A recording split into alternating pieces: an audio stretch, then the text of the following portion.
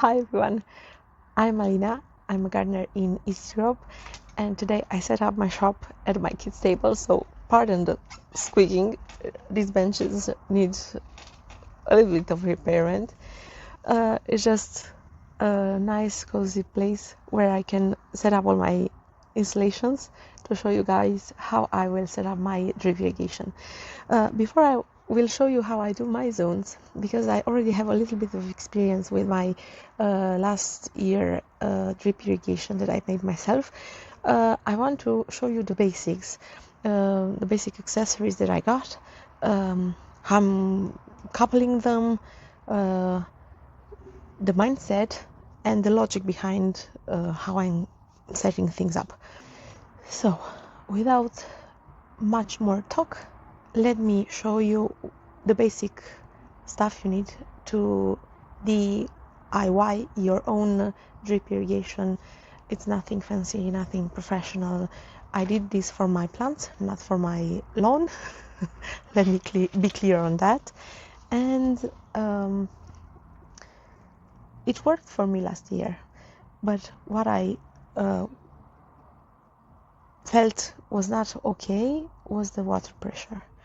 That's why I want to set up this spring a few separate zones just to cover the water pressure issue a little bit better than last year.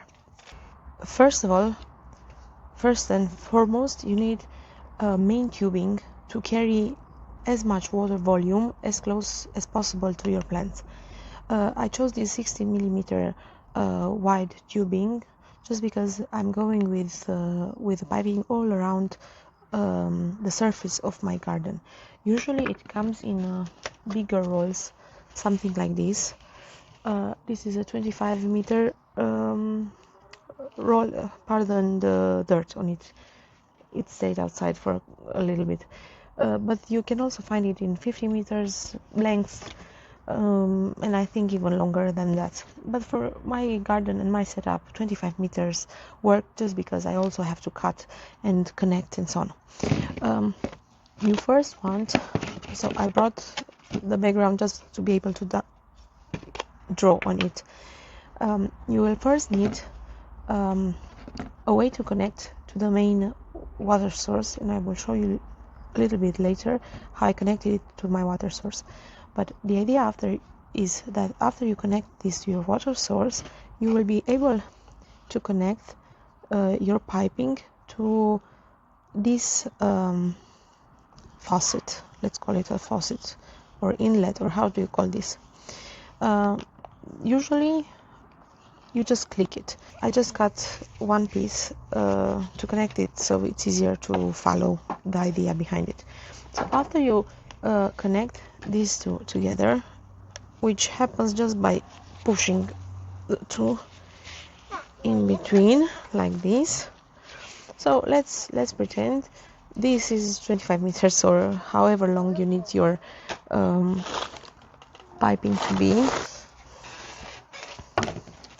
So after you connected your main pipeline to your water source, I chose this type of inlet because I want to be able to stop the water outside my garage where I have the main water inlet. You will want to make a connection between this main pipeline to your smaller tubing, and this would be the smaller tubing. It's very thin and flexible. Now, how do we connect these two together? There are these types of connectors. Let me show them to you. So, how should I put this? There are these type of connectors, and you have a bigger head and a smaller head. Now, the smaller head goes inside your tubing, while the bigger head goes inside your pipeline. How do you put this inside the pipeline? You get this type of accessory and you just push it until it makes a hole. So after you push it, you will see it makes a nice hole. Now the other side of this one has a little bit of a placement where you can just put this in, see, like this. It actually fits to be able to have the leverage to put the connector in. The connector has to go all the way to the rim. You will know you did not push this one all the way through because water will leak out. You do not want to test the water before you make your whole connection, because if you get these things wet, it's going to be so much harder to push everything into drill holes and so on. After you put the connector in the main pipeline, you will want to connect the small flexible tubing to, it's easier to make this with gloves because they can be quite slippery.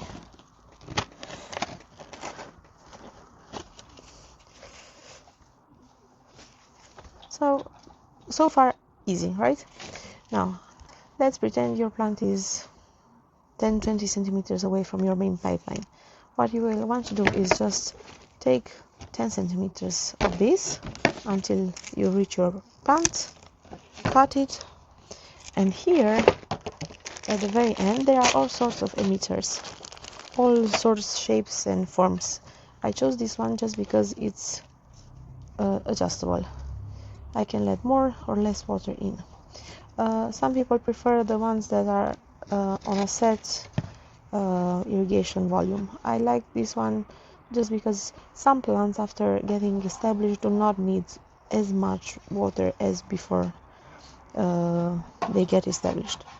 Afterwards I just put these two together in like this and I have a connection. Now there are various variations. This is the simplest way you can get water to your plant, right? But there are situations where you would like to split this into. In that case, you will get yourself this nice T coupler. It's a T coupler where you put, let's say, you want to have water separately to two plants. You put this one here,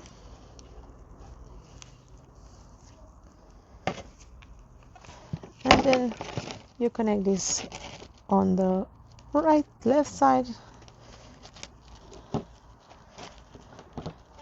and the other one on the other side. Should I put the other one just for the showing purposes?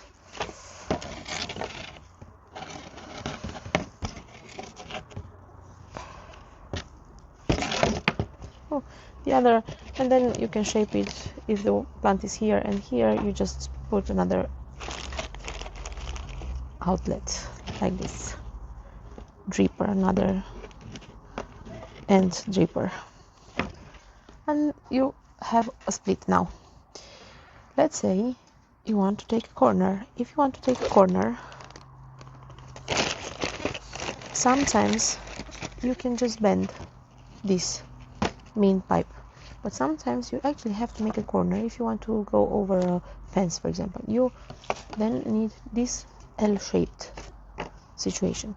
What if you want to do a split from this one? Then you have this nice accessory, which is a T shape, similar to the smaller one, right? Then you have a T shape for the main pipeline. What if, let's say, you want to make a second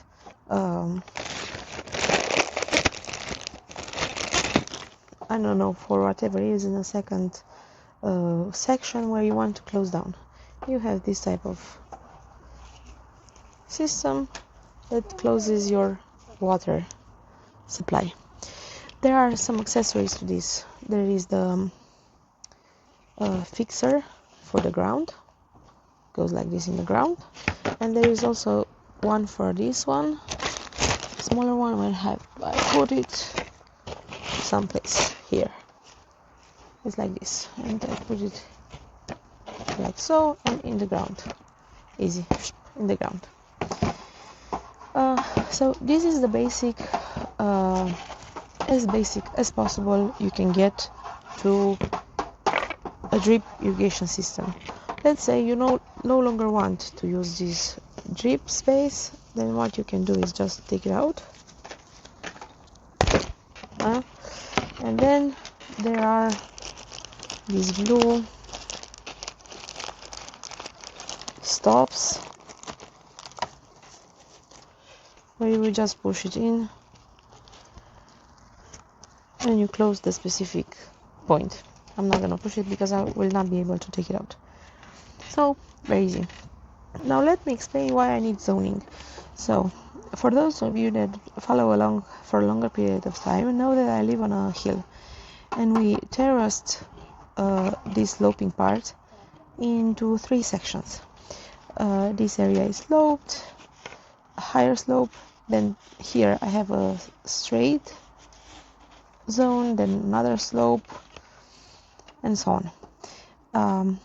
My water source is somewhere around here, and I have a flower bed right next to it.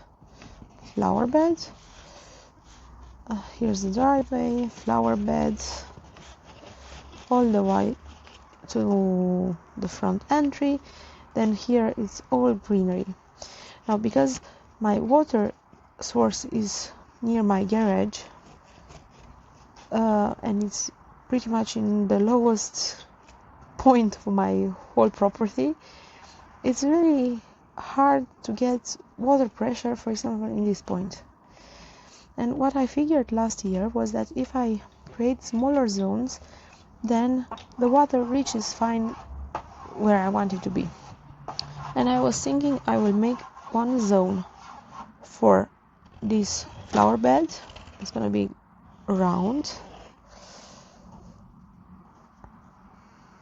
pretty much like this. I have also some flowers over here, so this one goes like this around my property. And I'm thinking here I planted some nice pots, containers. I can feed the containers as well. But what am I gonna do to this shade area near my stairs? I was thinking I can come with a splitter around here and then meet these two together. Some gardeners were saying that if you make a full circle with your drip irrigation, then you have better pressure all across your zones, all across your garden. Am I overreaching? Might be, but I want to try it out and test it out. So this is gonna be one zone 1. Then the second zone, this is gonna be the second zone, is for the front of my garden, for front of my home. It's gonna serve the front border and the driveway border.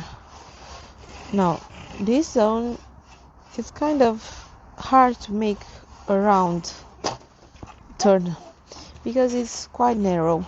Like this I only have like 2 meters, so I'm thinking I can test out the water pressure, even though I don't think it's going to be much of a problem with the water pressure in this direction, because it's sloped, and if it's sloped I think the gravity will help the water along. So that's why I will not have it go in a circle. The tubing, this tubing, go in a circle. Then, so zone 1 is going to be the back garden. Oh, the wind is picking up. Garden.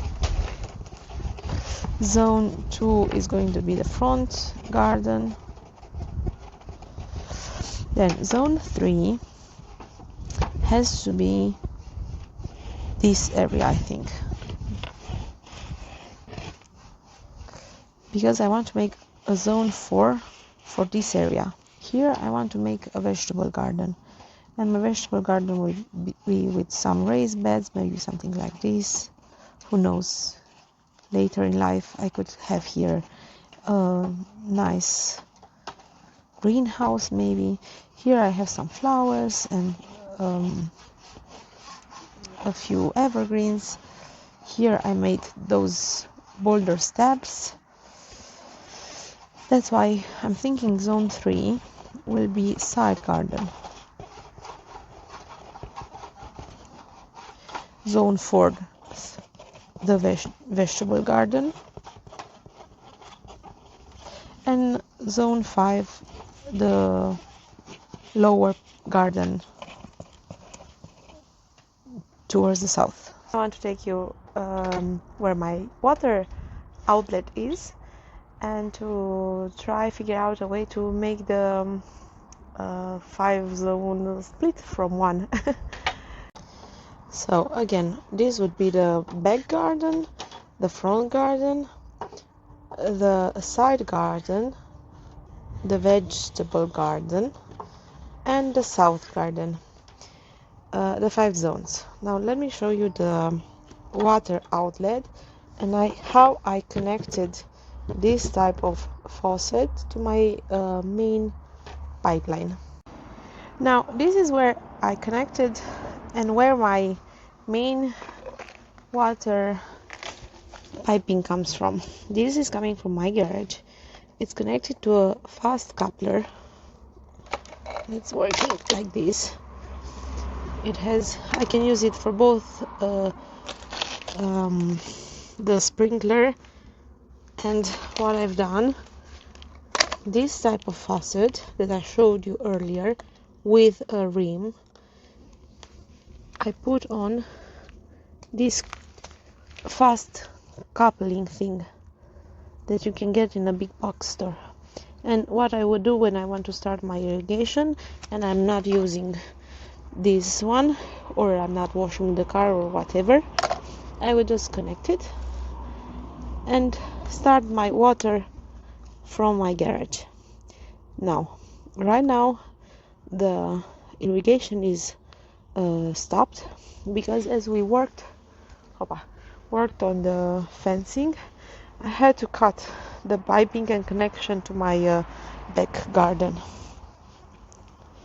But the idea is, so far I had my zones. Right now you can see I had 2 zones. I had one for the back garden and one for the front garden. I'm dealing with water pressure, and also I don't quite like it seeing those red faucets from afar. Like if I go from this direction, I can actually see those. So I think it's best, as I'm trying to improve things around here, to try to hide those faucets from sight. So we still have to work on the stairs, so that might prove challenging when we actually start on the stairs. But I was thinking I could come with a main piping all the way here, and here I can make my split towards all the zones, including this front bed, just to have everything in one place, not run around the garden to close this faucet, open that faucet, so everything is more centralized. This flower bed does need a revamping, so I can take advantage of changing all the piping for the irrigation to clean up everything and add some new fun stuff. So that's gonna be fun. I try to motivate myself. I tell myself I'll add some fun, colorful things here to actually start working, right? I really do need to revamp the irrigation system because so many things in the upper gardens are wilting down. I'm thinking I will keep that first faucet, and from that one I will continue with just one piping all the way. And here in the back as I will add the container, I can clean up all the debris they left from the construction. They will come probably next week to finish the fencing. It still needs a little bit of polishing, but in the meantime I can start working on my piping. So I will start by just cutting this first connection out, and I'm going to cut somewhere around here. Let me see if I can pull this one out. No, I don't think so. So what I will do is just split this in between.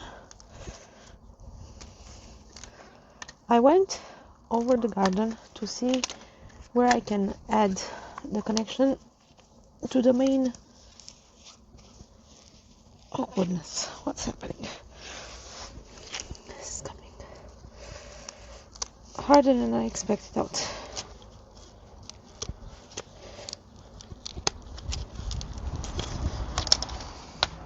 Finally. Alright, so I have my first connection. This piping is coming here. I like where this piping is. I would like to make one long uninterrupted pipe to the main control place. So let's open this one and measure how much we might need. Firstly, measuring the first section, going to be up to here. I saw a few wasp nests in this tree, so I think so, like this. What do you guys do with these wasp nests? Do you destroy them or do you let them live? Okay, well, this is corrected. Done.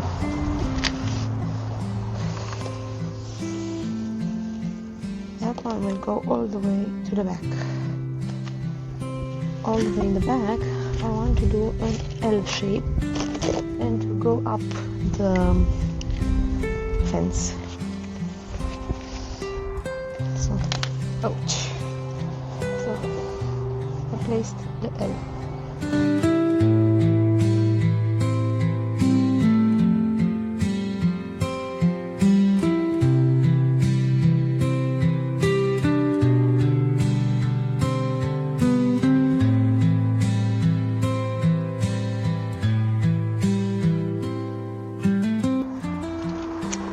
So what I was thinking was that after I come with the corner with the main pipe, I could do the following.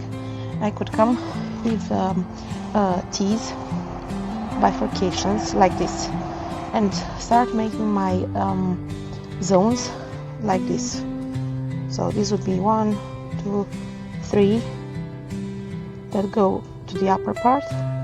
The one to the back garden I could split all the way up there, and then a fourth would come back.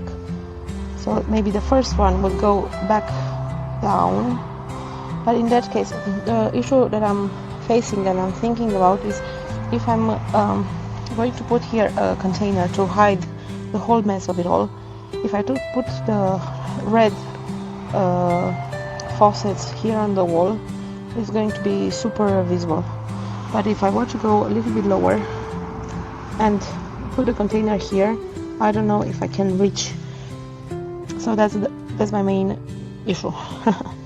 Coming from the aesthetic part of it, I could also have the option to put here a container that could also cover this area from the front garden. So I'm thinking it's better and easier for my hands to reach if I put a faucet in this side part. I could also think about maybe putting a case and opening, closing the case.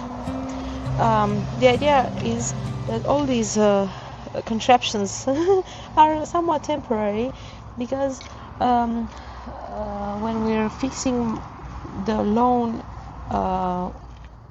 irrigation, I was thinking to ask the professionals to carry a thicker pipe to my main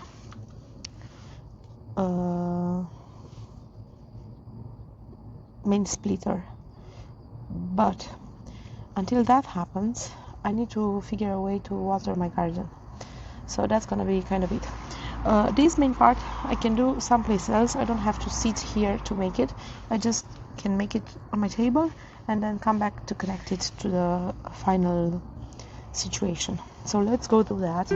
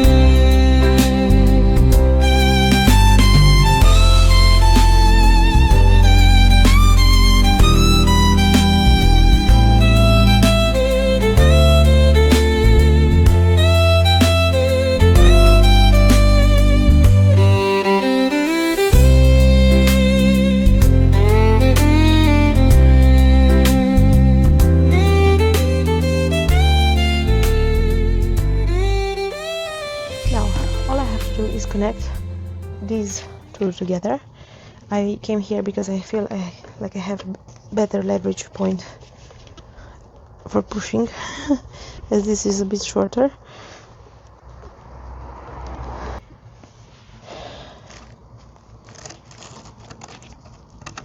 So far so good. Let me fix this one in the ground so it doesn't come out like this. So I fixed that corner to the ground. So see what I was talking about, curvature. Hopefully they will relax as the sun blows on them. I'll also have to bring here a pot so they are a little bit more supportive, and also after I put those up I don't think I'll have these issues anymore. So I think you got the gist of it. As I start the main pipe, if I want water to water my front garden, all I have to do is close all the other zones, let water run to my front garden. Then maybe after half an hour or whatever, how long I feel like it's needed, I'm gonna open the next zone. This is pretty much what an automatic zoning system does, but it's doing it electronically, and I do have to make some research to find one that suits my needs. And right now my personal life, it's in shambles because I have a lot of stuff going on at work, and I don't have the time or the energy to research. So just because this is an easy fix and pretty straightforward, I just thought I would just go for it. Now here I have to put a nice container to hide everything, a trellis, and I think I can cover my watering issue. And I thought I would show you in my strawberry bed, it's nothing mulched and full of weeds, how I'm connecting from the main pipeline the smaller outlets. So as I explained earlier, I have a T, then I have the dripper, then I prolonged it a little bit longer. So that's pretty much how I went about it. That's kind of it for today, guys. I'm not saying this is the best version of irrigating your plants. It just worked for me last year. I was pretty happy, except for the water pressure, which I'm full intent on fixing this year if I think I apply the full circuit idea some other gardens offered. And please let me know if you have suggestions or ideas, or if you think a different system would help me out a lot more. Until next time, I wish you all the best. Bye bye.